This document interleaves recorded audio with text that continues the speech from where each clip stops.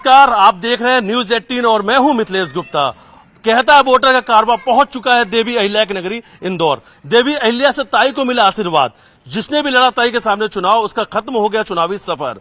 35 साल से बीजेपी लगातार चुनाव जीतते जा रही है और हर चुनाव में बीजेपी का आंकड़ा बढ़ता जा रहा है। पिछला चुनाव 5 लाख वोट से ज्यादा बीजेपी जीतती है और 35 साल से कांग्रेस के यहां पर खाता नहीं खुल पाया है।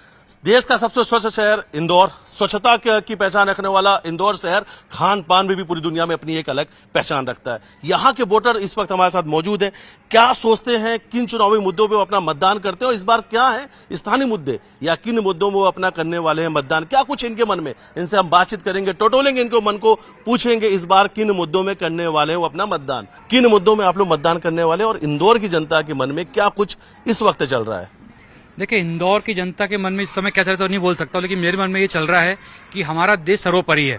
तो जो सुशासन मोदी के टाइम पे चल रहा है तो डेफिनेटली हम उसी को देख के आगे वोट करेंगे। मेरे ख्याल से इंदौर जनता भी यही सोच रही है, जिस प्रकार स्वच्छता में इंदौर नंबर 1 आया है, वोटिंग में भी इंदौर नंबर 1 ही आएगा। इस प्रकार से बीजेपी 35 साल से लगातार यहाँ जीतती आ रही है, क्या वजह है, क्यों इसे बीजेपी का सबसे मजबूत गढ़ कहा जाता है। देश की तरक्की, डेवलपमेंट जो होना है वो बीजेपी के आने के बाद इतना ज्यादा हुआ है कि सब जानते हैं कि बीजेपी जो कर रही है उसमें कोई भी उनको हराना भी मुश्किल लगता है। और जो उनके प्रोग्राम्स है डेवलपमेंट के इंदौर में खास करके भी जो चल रहे हैं वो बहुत ही प्रशंसनीय है।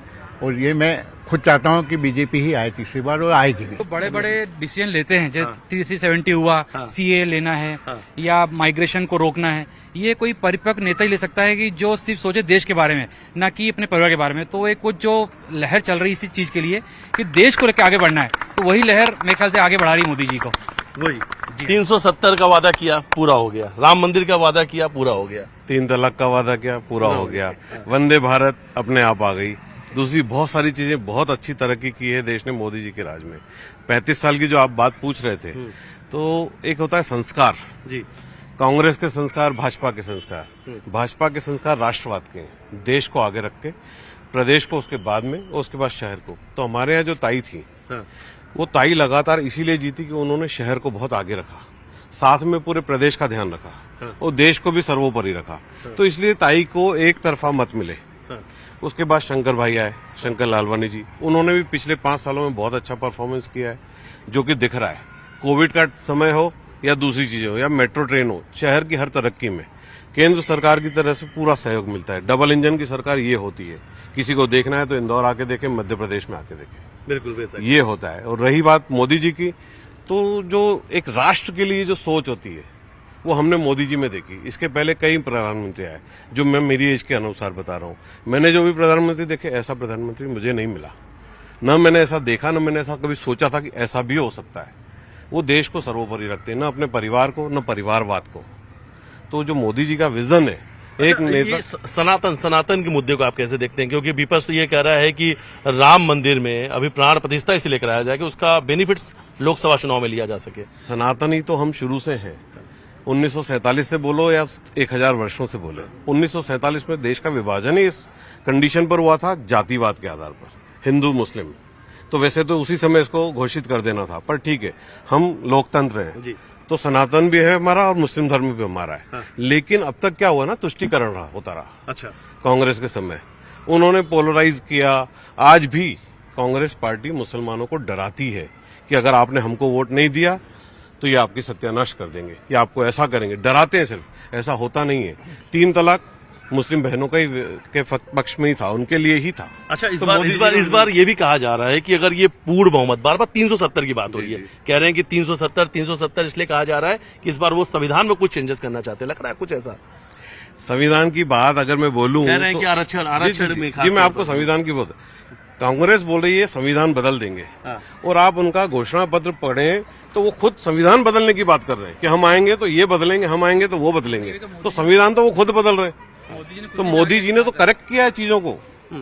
वक्फ बोर्ड का किस्सा सबको मालूम है, किस तरीके से लोगों की जमीनों पे कब्जा किया जाता है और अपनी जो भी उनके लोग होते हैं, नेता होते हैं, जो भी उनको ओने पोने दोमों पे जमीनें कब्जा करके बेच दी जाती हैं। तो संविधान तो बदलना जरूरी है, जहां पे जरूरी है वो बदला जाएगा। हर किसी को ये सोच के वोट देना चाहिए कि मुझे ये चाहिए तो मुझे इसको वोट देना है, देश के पक्ष में। पहले देश। आप लोग किस पक्ष में देने वाले हैं? देश को। और मेरे लिए देश आज मोदी जी है। मोदी जी का विजन है। मोदी जी आज अगर आप विदेश में कभी गए हो तो आप पहले गए हो और अब गए हो, आप देखिए एक भारतीय को कितने इज्जत की नजरों से देखा लग जाता रहा है है। कि आपको कि बीजेपी राम नाम पर राजनीति करती है। जी नहीं, बीजेपी राष्ट्रवाद पर राजनीति करती है, राष्ट्रवाद मेरा सोचना तो ऐसा है। जो विपक्ष आरोप लगा, वो तरस रहे साहब, कांग्रेस 35 साल से तरस रही है, अभी आपने खुद बताया, मुझे बोलने की जरूरत नहीं। वो सत्ता के लिए तरस रहे हैं, उनके ऊपर थोड़ी सी दया करनी चाहिए वोटरों को कि कहीं ना कहीं 2-4-10 सीटें उनको देनी चाहिए। पे सिमट गई, फिर 54 पे सिमट गई है 2 चुनावों में, तो आपकी बार तो कुछ ज्यादा बन जाओ संख्या महिलाएं भी हमारे साथ मौजूद हैं, उनसे बातचीत करते हैं। सबसे पहले शुरुआत आपसे करते हैं, युवा इन्हीं से पूछते हैं आपके मन में क्या कुछ चल रहा है इस बार चुनाव को लेकर, किन मुद्दों में आप मतदान करने वाली हैं? जी अभी जो करंट वो चल रहा है, मैं उससे बहुत ज्यादा खुश हूँ। स्पेशली जो राम मंदिर बना है उसके लिए तो मैं इस गवर्नमेंट का दिल से धन्यवाद देना चाहती हूँ। और अभी आगे आने वाले मुद्दों में तो यूनिफॉर्म सिविल कोड की तरफ मेरा है कि विजन सरकार क्या कर रही है। And the next thing is about the आरक्षण। हम लोग चाहते हैं कि जो भी एक्चुअली मैं एक प्रोफेसर हूँ, मैं चाहती हूँ कि जो भी मेरे स्टूडेंट्स हैं and they are facing about the reservation जो डिफरेंट जोन में, उनको अब एलिमिनेट करना चाहिए सरकार को। कि मोदी जी ने हमारे देश के लिए बहुत अच्छे अच्छे काम किए हैं, वो बहुत ग्रेट हैं, इसलिए मैं बोलना चाहती हूँ मोदी जी जिंदाबाद। मोदी जी जिंदाबाद। चलिए, क्या लगता है बीजेपी सही, कांग्रेस सही, कौन से नेताओं को आप पसंद करती हैं? मैं मोदी जी को पसंद करती हूँ। क्यों, वजह क्या है कि लोग मोदी के दीवाने? लोग मोदी के दीवाने इसलिए कि वो जो काम कर रहे हैं, जो डेवलपमेंट हो रहा है वो दिख रहा है, और स्टूडेंट्स से रिलेटेड कुछ भी वो कर रहे हैं, उनसे 1 to 1 बात कर रहे हैं, फिर वो जो साफ सफाई वाले कामगार हैं उनसे भी बात कर, तो एक बॉटम लेवल से लेके टॉप लेवल तक हर एक बंदे से उनका कम्युनिकेशन बहुत अच्छा है। तो जब कोई भी हमारे प्रॉब्लम समझता है वो अच्छा लगता है। तो मैं एक विकास के मुद्दे पर वोट करूंगी, और दूसरा वो नेचर से रिलेटेड भी बहुत सारी एक्टिविटीज कर रहे हैं, नॉट ओनली जस्ट डेवलपमेंट। वो मतलब एक जगह पे अगर डेवलपमेंट हो रहा है तो at the same time he is also working for the nature also, कि उतना प्लांटेशन होना चाहिए, फॉरेस्ट भी ग्रो होना चाहिए। जैसे गुजरात को उन्होंने डेवलप किया, वो हर एक स्टेट को उस हिसाब से डेवलप कर रहे हैं। लेकिन स्थानीय मुद्दे, कुछ तो लगता होगा कि इस बार चुनाव है, इस बार इस मुद्दे में मतदान करूंगी। तो सबसे ज्यादा जरूरत है हमें लोकल ट्रांसपोर्ट की, क्योंकि traffic and everything is miserable, और सबसे ज्यादा जरूरत है हमें कि लोकल ट्रांसपोर्ट अच्छी तरह से हमें प्रोवाइड किया जाए। ट्रैफिक लगातार बढ़ते जा रहा है और इंदौर के लिए कहीं ना कहीं बड़ी समस्या है। बिल्कुल बिल्कुल। आप क्या कुछ कहेंगे? मैं तो बस यही कहूंगी कि एक जिम्मेदार नागरिक की तरह आप अपने मतदान अधिकार का उपयोग अवश्य कीजिए, स्व विवेक से वोट कीजिए, चाहे जिस पार्टी को करें, और सोच समझ के कीजिए। बिल्कुल सही कहा। और हर काम छोड़कर पहले मतदान। आंटी से पूछेंगे, आंटी आपके मन में क्या है? आपने तो बड़े लंबे समय से देखा है। सबको दिख ही रहा है, सबको दिख रहा है कि क्या किसकी हवा चल रही है और क्या, तो हम तो उसी के मत के हैं। और हम तो यही कहेंगे कि लाना है तो किसी यानी अच्छे आदमी को लाओ कि जो पूरा देश संभाल सके। पूरा देश अब अभी तक कौन कर रहा है, कौन संभाल रहा है देश इतना, यानी बिल्कुल ईमानदारी से। हाँ, इतनी मेहनत करके कौन संभाल रहा है, किसने इतना ऊपर लाया नाम, तो बस उसी को देना चाहिए। अब मैं नाम नहीं लूंगी, अब सब तो समझ गए होंगे।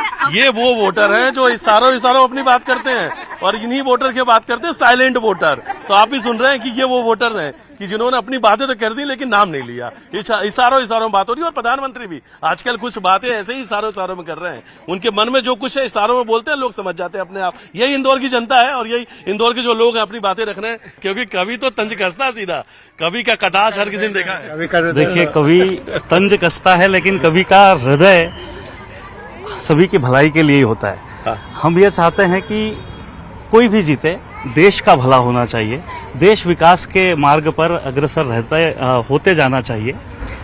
एक नसीहत मैं लोगों को और देना चाहूँगा। मैंने देखा है कि चुनावी माहौल में लोग अपने राजनीतिक पार्टियों के चक्कर में अपने आपसी संबंध खराब कर लेते हैं। मतभेद जो होते हैं वो कब मनभेद में बदल जाते हैं पता ही नहीं चलता। तो अपनी 4 पंक्तियों के माध्यम से कुछ नसीहत देना चाहता हूं कि परायों की इबादत में अजीजों से जिरह कर ली, परायों की इबादत में अजीजों से जिरह कर ली, हंसी महफिल जलाकर राख हमने बेवजह कर ली।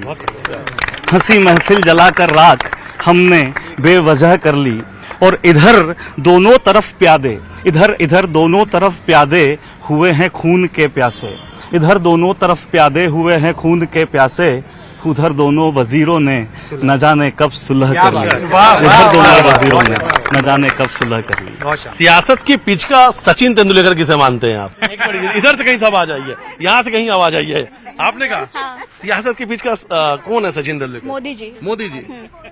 किसकी बॉल पे चौके छक्के ज्यादा लगा रहे हो आजकल? राहुल जी के। तो चौके छक्के उन्हीं के लगा रहे हैं एक्चुअली। और उसमें आईपीएल का सेशन चल रहा है और सीजन है आईपीएल का, और अगर उसमें केजरीवाल जी भी लपेटे में लग रहा है हिट विकेट हो गए। हाँ बिल्कुल, उनकी पूरी सरकार, अभी तो बहुत लंबी लिस्ट है, अभी देखिए धीरे धीरे सब जाएंगे। तो हिट विकेट किसकी बॉल पे हुए हैं, किसकी बाउंसर पे हुए हैं? हाँ ईडी। हाँ जी, ईडी के बाउंसर पे हुआ। ईडी की जी। ऐसा तो नहीं कि कैप्टन बीजेपी का तो नहीं है फिर? बिल्कुल है, है? दुरुपयोग तो बीजेपी की तरफ से भी हो रहा है, हाँ। पर जो भ्रष्टाचारी हैं एक तरफ से वो भी अंदर जा रहे हैं।